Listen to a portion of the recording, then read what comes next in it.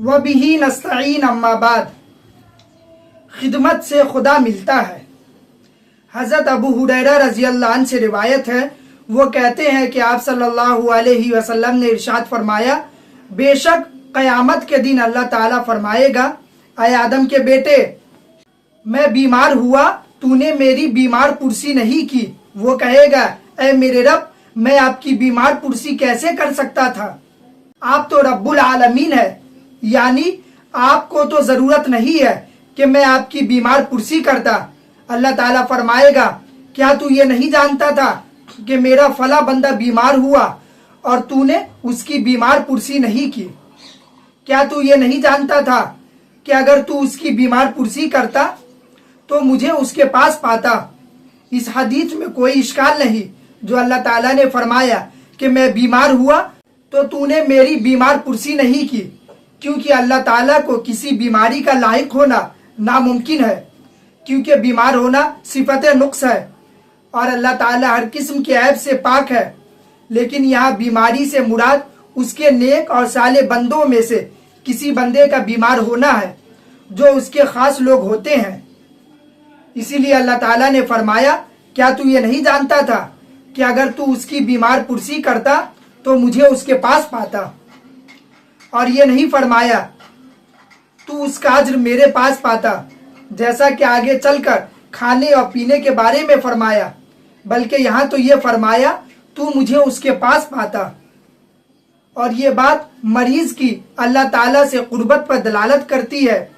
इसीलिए उलमा का कहना है कि मरीज का किसी शख्स के लिए दुआ या बद्दुआ करना अल्लाह ताला के यहाँ सुना जाता है। अल्लाह का ये फरमान है, ऐ आदम के बेटे, मैंने तुझसे खाना मांगा और तूने मुझे नहीं खिलाया। मैंने तुझसे खाना मांगा और तूने मुझे नहीं खिलाया। ये बात तो तयशुदा है कि अल्लाह ताला ने अपने लिए खाना नहीं मांगा। इसका फरमान है, वह युतइमु वला युतअम, वही है जो खाने को देता है, उसको किसी खाने की जरूरत नहीं।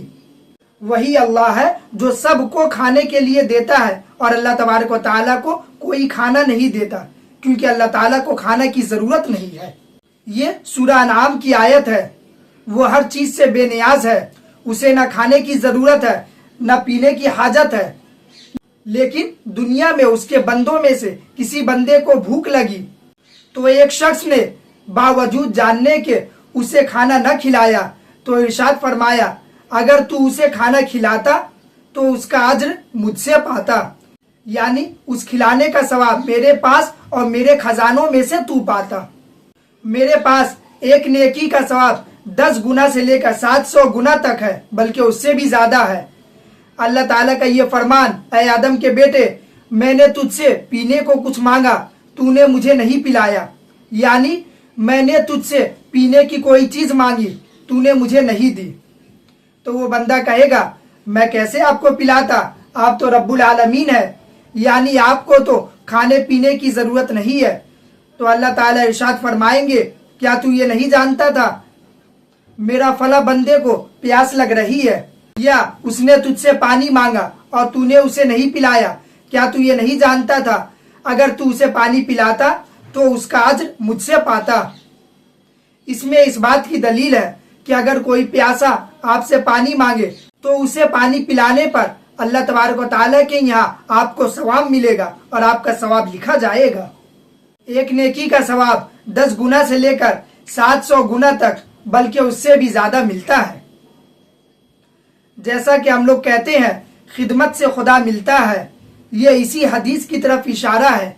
मतलब ये है अल्लाह की रजामंदी और खुशनुदी मिल जाती है।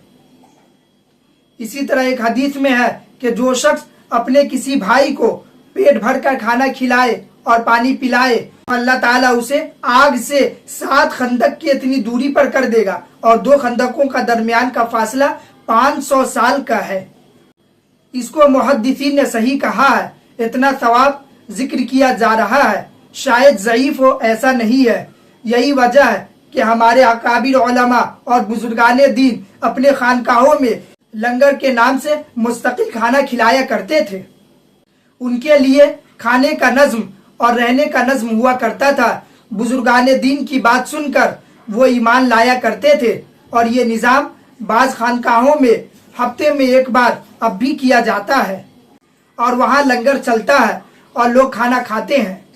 आप ज़रा अंदाज़ा करें उन बुजुर्गान दीन को इसका कितना सवाब मिलता होगा। इसीलिए अल्लाह ताला से दुआ है हमें भी इन बातों को समझने की तौफीक अता फरमाए और हमें भी दूसरों की मदद करने की तौफीक अता फरमाए। आमीन। व आखिरु दावाना अनिल हम्दुलिल्लाहि रब्बिल आलमीन।